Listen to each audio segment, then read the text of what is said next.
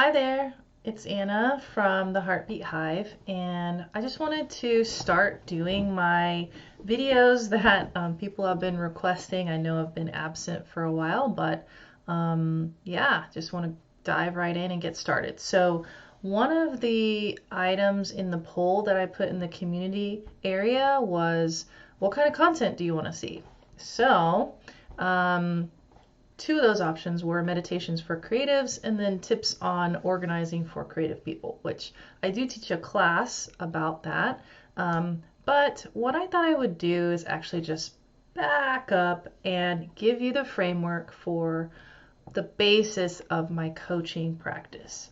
So I do work with creative people, including musicians, writers, visual artists, a calligrapher. I've worked with an actress. Yeah, so you name it, I have either worked with someone or have experienced myself in those things, or I would love to partner with you. So with that, I wanted to give you the framework. So before you can get organized, you need to know some things about yourself. And while a lot of us do know ourselves pretty well, we can always learn more. I know I am. So I call this the personal power paradigm. All right, so I'm going to be showing you some slides. So here's the logic behind what I'm getting at. If you are not confident and powerful with yourself, then you will allow others to dominate your time, your resources, and even manipulate your emotions. So for you to become powerful, there's some things that you need to work on. And as you work on those things, it affects the rest of your life, including your organization. All right, so let's continue on. So I have this little diagram here. This is kind of how I explain the urgency of working in personal development and in coaching. So this is just a typical kind of calculation. We spend close to 230,000 hours sleeping. We eat 32,000 hours and roughly, and then around 38,000 we spend driving. And then up there in the left-hand corner is a little over 28,000 hours surfing the web. Now we have apps and we have instant access, and so it's very easy to let time slip away from us. So we're born, and then somewhere in the middle we're supposed to do things, including this working, which is an average of around 90,000 hours during your lifetime, possibly more with the way things are going, or possibly less depending on what you decide for yourself. And then up there on the top I have cleaning, and this specific study showed that amount for men, but I'm not convinced.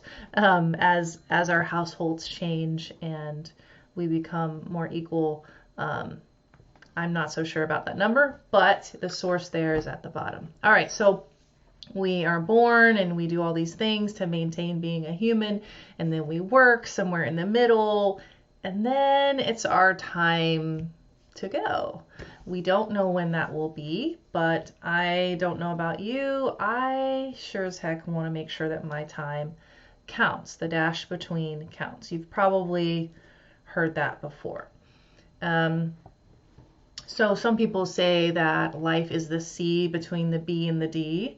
And I say that that C stands for choice. I always want to have a choice in my life. So what we're going to be talking about in the upcoming organizing videos is really a lot of choice. But for now, I'll go to the next slide. Let's see. Okay, so let's just take a moment. That's a lot to take in, especially that that work number right there, and then the surfing the web number. Whew, that's a lot. So, all right. So, what is a paradigm? A paradigm, it serves as a pattern or a model of existing beliefs that anchors your reality. So, with that, we're going to be developing your personal power paradigm. So how you anchor your reality of your own self in the world. So here's my signature diagram, if you will. My anchor points here are beliefs, behaviors, and results. I believe that this is a good 3 points to use as an equation in life for you to figure out solving for X. So you're behaving in a certain way. You can go and take a look at a belief that you may be having at that time, and you can see what the result is. Or you can see the result that you're getting, and you can work backwards. Well, what kind of behaviors am I having, or contributing to, or recognizing? And what are those behaviors based on as far as beliefs go? Then on the sides here, I have some extra mojo to keep you going in this paradigm pyramid. So I think that the 3 main components are clarity, consistency, and commitment. So without clarity, we kind of can go not in a straight line. And even if you have clarity, things happen, right? But being clear helps us frame whatever we're attempting to do or whoever we are attempting to be. Consistency, it goes along with your commitment, but if you aren't consistent in the changes or maybe even the language that you use to transform a belief, you will go back into that belief or that behavior and continue to get the same result. And then commitment. So have you ever done something consistently but not really been committed to it? Like your whole heart was in it, you just kind of were like going through the motions. So like taking out the trash is something that we consistently do. Are we committed to it? I don't know. Sometimes I miss my trash day, let's be honest. But if it was something really, really important to me, I would definitely commit, because that's my choice and I believe that whatever I'm working towards is worth it. All right, so let's go to the next one. So how these work, I'll give some examples. Here's a belief that is really finite. When someone says life is hard, well, you could ask a sample of people and some of them would say life is easy. It's all about your attitude. And some of them would say, no, life is hard. So this definitive statement as a belief is a passive way to use language. So it does not leave room for improvement, flexibility, or wiggle room, so to speak. It just is. It's definitive. Life is hard. So that is a passive stance, and we're looking to change your power into an active power. 2, behaviors. Here's an example. I don't want to try anything new or meet anyone new because it's too scary and I don't like change. Those are very definitive as well. I don't like change. Well, you change your underwear, you change probably your house around, you change jobs sometimes. So of course, not every change is going to be comfortable, but saying you don't like change in a global manner really sets you up for other behaviors to where you're not open to change. So this one is very extreme. It's like, I don't want to try anything new. I don't want to meet anyone new because it's too scary. But really, some of the greatest joys in life are meeting a new person, whether it's one or many over our lifetimes. So this example of a behavior statement is very passive as well, because it's saying, I'm not open. I don't want to do those things and I'm not open. Okay, so what result will you get? You'll remain in a state of overwhelm, stagnation, and even complacency with these type of statements. So that's how the 3 points on the pyramid work. I call them pillars. So I like to correlate the belief with a unity. So like a consciousness, or you can even say unifying the self, really, because your behaviors and your beliefs create results. So it's a consistent, unified cycle. So the beliefs are correlated with unity within the self or within the world and how you interact in the world. The behaviors are correlated with being. And then the results are correlated with doing. So if you do something, then you will have a result, right? Cause and effect.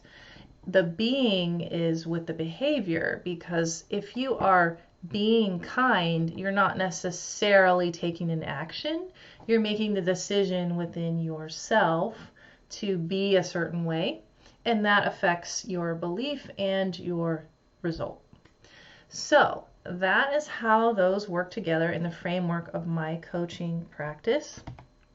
And I hope that you've enjoyed this very basic intro to the Heartbeat Hive coaching for creative people. Now, with these other ideas of clarity, commitment, and consistency, I will probably make another video to give you examples of those.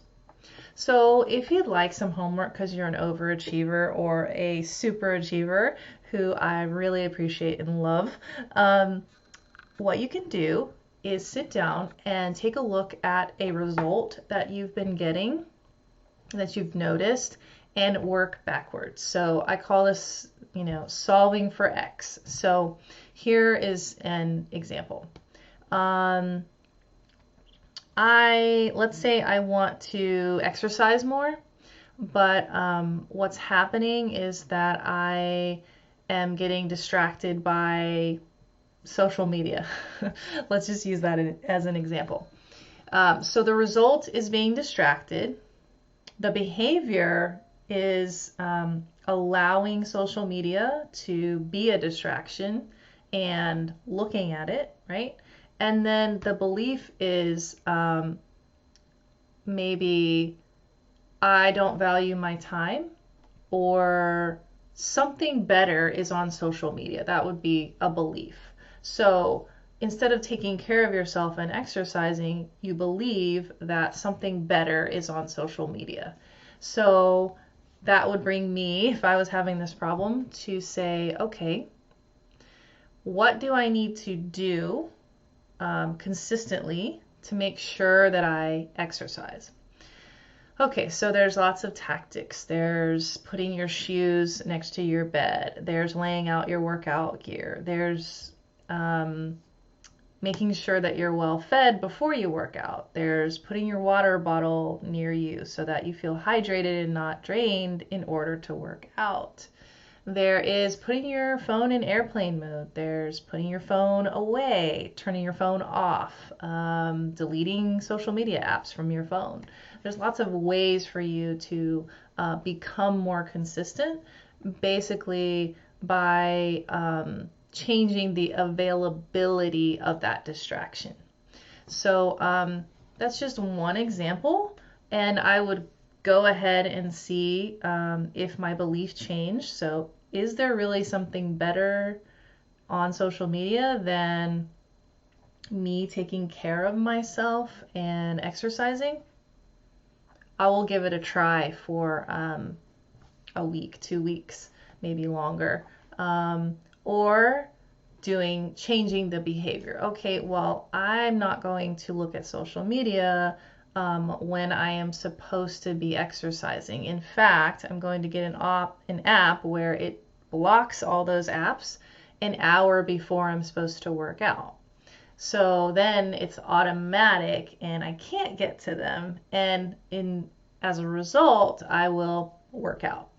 So that's just a really brief example. I hope this has been helpful, and I will talk to you in the next video.